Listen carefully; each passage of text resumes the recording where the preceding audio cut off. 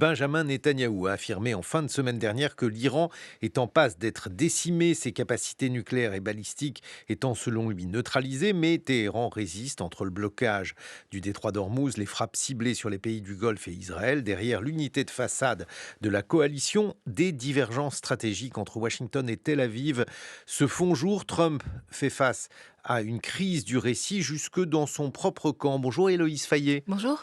Vous êtes chercheuse à l'Institut français des relations internationales, spécialiste des questions de défense. Je vous propose d'entendre justement le discours de Benjamin Netanyahou jeudi dernier.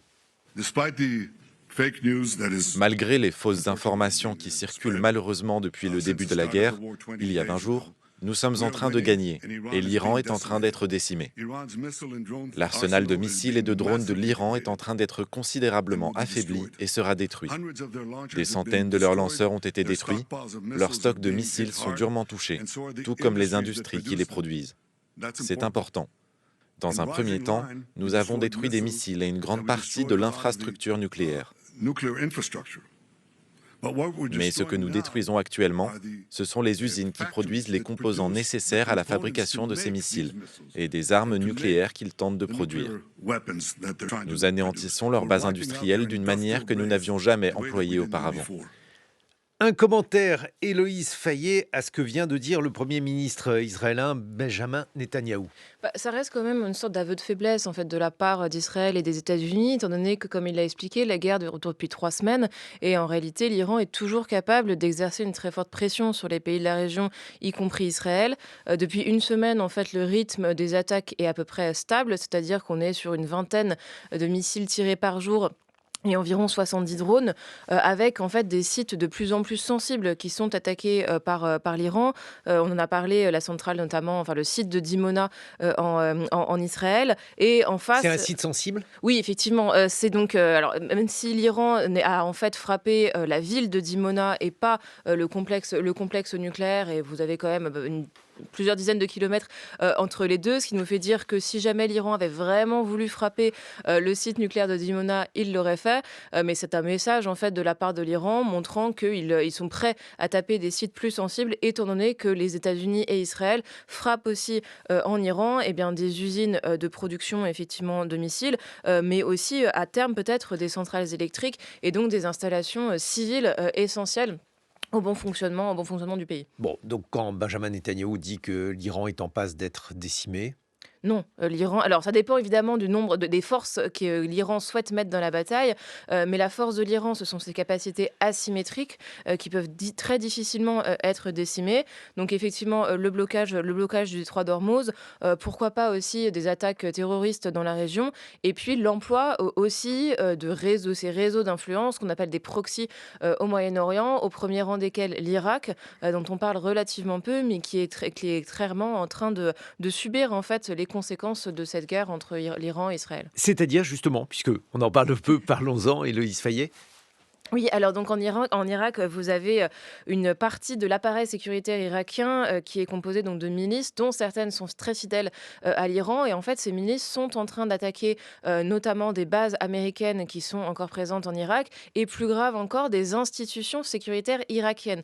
Donc en fait, vous avez deux parties de l'appareil sécuritaire irakien qui s'affrontent avec des morts. Donc imaginez que vous avez vraiment des paramilitaires irakiens proches de l'Iran qui ont tué des militaires irakiens, ce qui rend en fait la situation extrêmement complexe à traiter pour le Premier ministre irakien, qui est tiraillé d'un côté entre une relative fidélité à l'Iran, étant donné que ce sont les forces pro-Iran qui l'ont mis en tant que Premier ministre, et puis de l'autre, la nécessité de défendre la souveraineté de son pays, tout ça avec des frappes américaines régulières sur ses installations paramilitaires. Quel est l'état réel des forces militaires aujourd'hui en présence, Héloïse Fayet ? Alors, vous avez évidemment les forces iraniennes qui se reposent de plus en plus sur des capacités asymétriques, avec une mobilisation surtout des gardiens de la Révolution.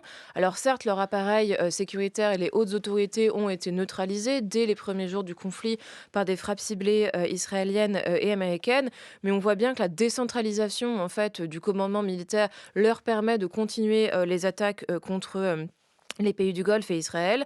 Et puis en face, vous avez effectivement donc l'aviation israélienne qui continue évidemment ses frappes sur le territoire iranien. Idem pour l'aviation américaine. Et puis vous avez cette inconnue en fait des pays du Golfe qui pour l'instant en fait se contente entre guillemets de se défendre contre les attaques iraniennes avec des systèmes de défense antimissiles qui fonctionnent plus ou moins bien selon les pays, mais dont leurs propres forces armées en fait ne sont pas encore entrées dans la bataille pour éventuellement contribuer aux opérations israéliennes et américaines. Bon, mais question naïve, est-ce que il est possible de défaire l'Iran? Je veux dire, ce pays a des capacités stratégiques importantes. Il est, c'est un grand pays avec un certain nombre d'infrastructures prévues à cet effet, Héloïse Fayet. Tout dépend de ce qu'on veut, de ce qu'on entend par défaire l'Iran, par provoquer. Est-ce que c'est provoquer un changement de régime? Est-ce que c'est effectivement neutraliser toutes les capacités militaires dont ils se sont servis contre Israël? Et on voit bien que les buts de guerre de Donald Trump et de Benjamin Netanyahou sont absolument pas clairs. Leurs objectifs changent de jour en jour au fur et à mesure justement qu'ils se rendent compte que les opérations sont plus compliquées que prévu. Mais en tout cas, autant en juin 2025, lors des premières opérations israéliennes et américaines contre l'Iran, on comprenait à peu près l'objectif israélien-américain, c'est-à-dire neutraliser les sites nucléaires iraniens, quelques sites de lancement de missiles qui avaient notamment été utilisés lors de précédents affrontements en avril et en octobre 2024. Et ça avait relativement bien fonctionné, c'est-à-dire que la menace présentée comme imminente par Israël avait été réduite. Aujourd'hui, en fait, l'étendue des frappes est telle qu'on ne comprend pas tout à fait, en fait, quels sont les objectifs israéliens et américains. Comment cela se fait-il que l'Iran parvient-il toujours à lancer des missiles?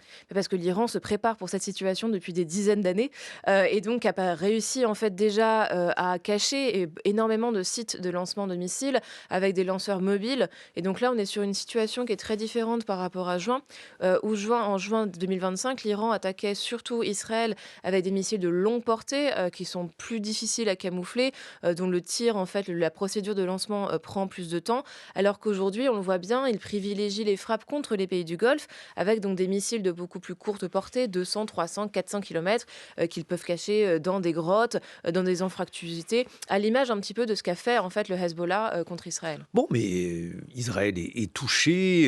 Il y a eu donc les frappes que vous évoquiez. Il y en a eu une sur Arad, donc une ville israélienne dans le Negev. Les habitants de Tel Aviv sont forcés d'aller dans les abris plusieurs fois par jour et par nuit. Cette situation est une situation qui montre la vulnérabilité d'Israël, quoi qu'on en pense. Alors oui et non, parce qu'en réalité, un tout autre État qui ferait face à un tel barrage de missiles, il y aurait en réalité beaucoup plus de dégâts. Donc là, on voit bien que les systèmes de protection antimissiles israéliens continuent de fonctionner. Alors certes, la question se pose au bout de 3 semaines de guerre, de la question de l'épuisement de ces intercepteurs. C'était la question qu'on se posait déjà en juin 2025. Et puis surtout, il y a un récit en Israël de cette menace imminente de la part de l'Iran, de cette guerre existentielle. Et donc, à mon sens, les Israéliens sont encore capables d'endurer justement ce genre d'attaque. Après, c'est sûr que le fait que Dimona et Arad aient été frappés aussi durement pose la question de cette efficacité du bouclier antimissile israélien. Mais les États-Unis continuent aussi à contribuer à la défense de leurs alliés dans la région. Bon, il y a eu des divergences stratégiques entre Israël et les États-Unis. Oui, alors on voit aux États-Unis vraiment un mécontentement. Alors de la part des élus démocrates, on s'y attendait, mais aussi en fait une frange du Parti républicain qui, rappelons-le, a quand même élu Donald Trump sur la base de l'arrêt justement de ces guerres sans fin, de l'envoi de militaires américains à l'étranger. La guerre coûterait, selon les estimations, environ 1 milliard de dollars par jour aux États-Unis, avec des militaires américains qui ont été tués, des capacités stratégiques qui sont utilisées pour défendre Israël et attaquer l'Iran, alors qu'elles auraient peut-être mieux été utilisées dans l'esprit des républicains contre la Chine. Et donc oui, ça va être très intéressant de voir les conséquences sur la politique intérieure américaine, avec une possible augmentation évidemment des cours du carburant, et puis tout de même la perspective des élections de mi-mandat, donc les midterms, qui arrivent en novembre 2026. Mais tout ça peut avoir effectivement une influence sur la politique intérieure américaine et la relation entre Israël et les États-Unis. Oui, alors effectivement, en plus, comme vous venez de l'évoquer, le coût est particulièrement élevé. Qu'est-ce qui peut se passer maintenant, Héloïse Fayet? Alors, je ne vous demande pas de lire dans une boule de cristal, mais on voit bien que l'Iran ne s'est pas effondré, que le soulèvement du peuple, pour toutes les raisons qu'on peut imaginer, n'intervient pas. Donc ça, c'était peut-être 2 scénarios qui étaient envisagés.